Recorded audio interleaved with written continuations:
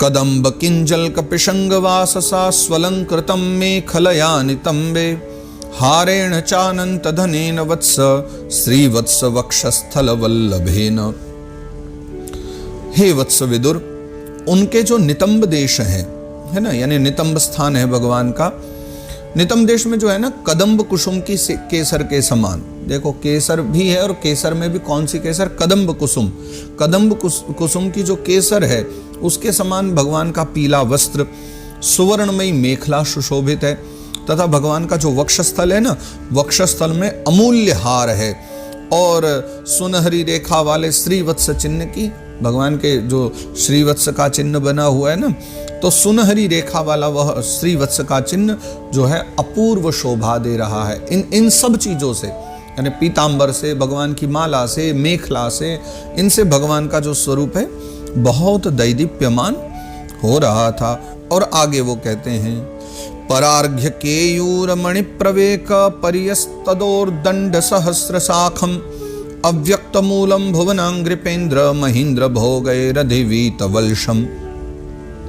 वह जो अव्यक्त मूल चंदन वृक्ष के समान है ना। अव्यक्त मूल यानी प्रत्येक प्राणी में जो खुशबू है, या ये कहें प्रत्येक सृष्टि में जो गंध है, वो भगवान के द्वारा है, इसलिए कहा गया अव्यक्त मूल चंदन वृक्ष के समान।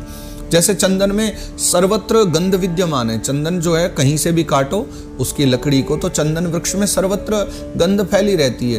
तो वैसे ही ठाकुर जी भी हैं अव्यक्त मूल चंदन वृक्ष के समान है कि उनके तो मूल में सर्वत्र ही वो सुगंधी बनी हुई है। महामूल्य केयूर धारण किए, उत्तम उत्तम मणियों से सुशोभित हैं। भगवान के जो विशाल भुजदंड हैं वही मानो उसकी सहस्रों शाखाएं, यानी ये दर्शन करा रहे हैं कि मानो अगर भगवान चंदन वृक्ष हो तो फिर कैसे हो। तो भगवान के बड़े बड़े जो भुजदंड है ना, वो मानो उनकी सुगंधित बड़ी बड़ी शाखाएं हैं। और देखो चंदन के वृक्षों में जैसे बड़े बड़े सांप लिपटे रहते हैं ना, महीन्द्र भोगे रदिवीत वल्शम भुवनांग्रिपेन्द्र, जैसे बड़े बड़े चंदन के वृक्षों में बड़े बड़े सांप लिपटे रहते हैं, उसी प्रकार उनके कंधों को शेष जी के फणों ने लपेट रखा है। यानी भगवान की भुजाएं, और ऊपर से वो 10,000 फनों वाले जो अनंत भगवान है, उनके एक आध दो मुख नीचे आकर के भगवान की भुजाओं से लिपट जाया करते। तो ऐसा ही लगता मानो चंदन वृक्ष को सांप ने लपेट लिया हो।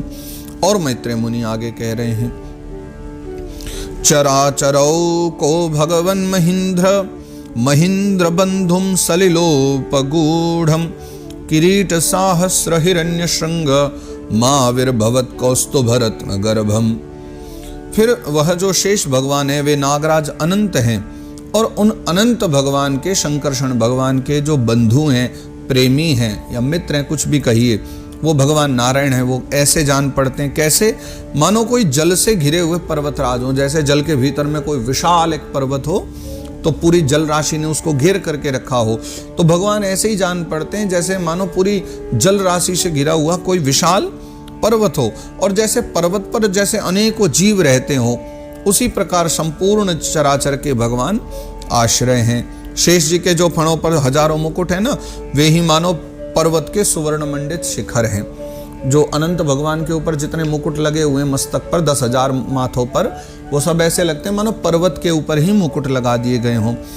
और भगवान के वक्षस्थल में विराजमान जो कौस्तुभ मणि है, उसके गर्भ से प्रकट हुआ रत्न है। जैसे जो पर्वत है, मान लो समुद्र के बीच पर्वत है, तो उसकी पूरी व्याख्या करके बता रहे हैं कैसे कैसे भगवान लग रहे हैं, किस किस के समान भगवान लग रहे हैं। तो मान लो जो भगवान के वक्षस्थल पर लगी हुई कौस्तुभ मणि है, वो ऐसी लग रही है मानो पर्वत से ही उत्पन्न कोई हीरा आदि कोई मणि हो। तो ऐसा ब्रह्मा जी दर्शन कर रहे हैं। ये जो सब अब तक चर्चा करी है मैत्रेय मुनि ने, ये सब सामने नहीं हो रहा है, ये सब ब्रह्मा जी योगाभ्यास के द्वारा देख पा रहे हैं। अब तक नारायण दिखे नहीं है ब्रह्मा बाबा को, तो आगे मिलेंगे। अभी ब्रह्मा बाबा योगाभ्यास के द्वारा भगवान का चिंतन कर रहे हैं। तो ये सब जो भाव अभी तक हमने गाए हैं, पीछे से लेकर अभी तक जो चर्चा चल रही है कुछ श्लोकों में, ये सारी चर्चा ब्रह्मा जी जो है ना देख पा रहे हैं, योगाभ्यास के द्वारा भगवान का दर्शन कर पा रहे हैं। और मैत्रेय मुनि फिर कहते हैं,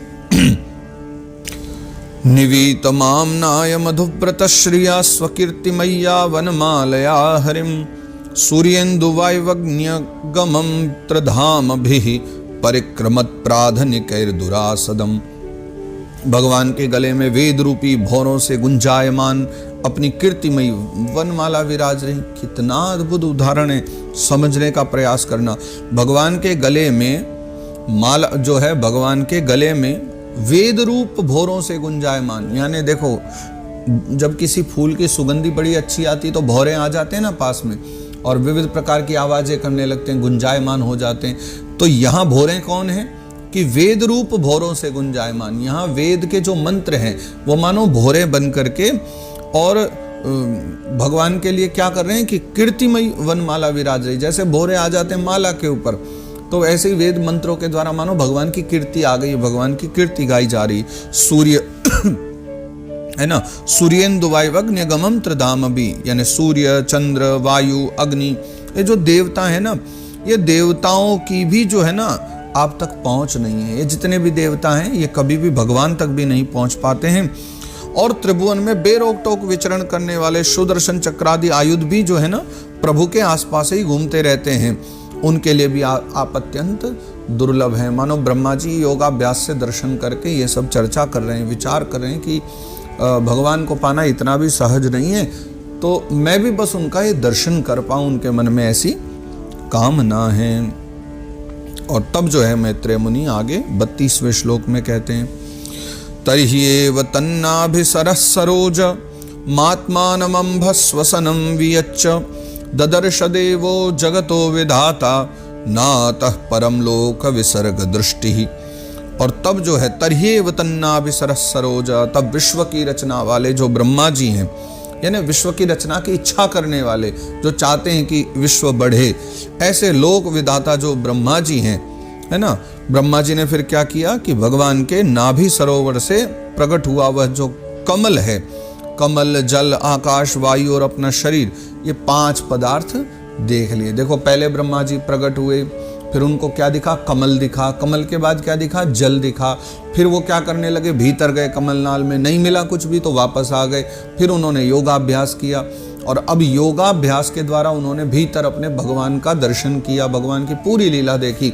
तो ये सब जब योगाभ्यास से देख लिया और फिर उनकी आंखें खुली, तब कुछ चीजें और बढ़ गई। तब उन्होंने क्या देखा, फिर ददर्श देवो जगतो विधाता नातः परम लोक विसर्ग दृष्टि।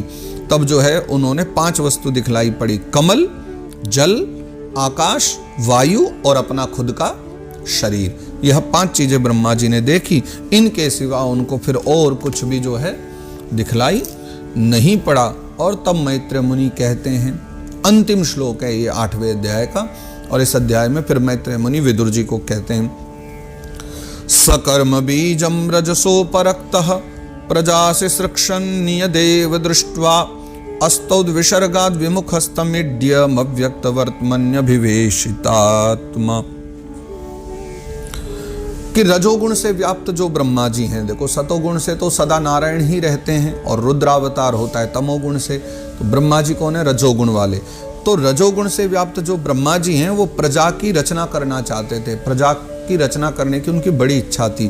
तो जब उन्होंने सृष्टि के कारण रूप केवल ये 5 ही पदार्थ देखे, और देख कमाल की बात यह है कि ब्रह्मा जी ने जो 5 चीजें देखी है ना, सृष्टि के मूल कारण यही 5 वस्तुएं हैं, इनसे ही सृष्टि हो जाती है। तो उन्होंने सृष्टि के जब कारण रूप केवल ये 5 पदार्थ देखे, तब जो है ना लोक रचना के लिए वो उत्सुक हो गए, और उत्सुक होने के कारण वे अचिंत्य गति भगवान श्री हरि में चित्त लगा करके उन परम पूजनीय प्रभु की स्तुति करने लगे।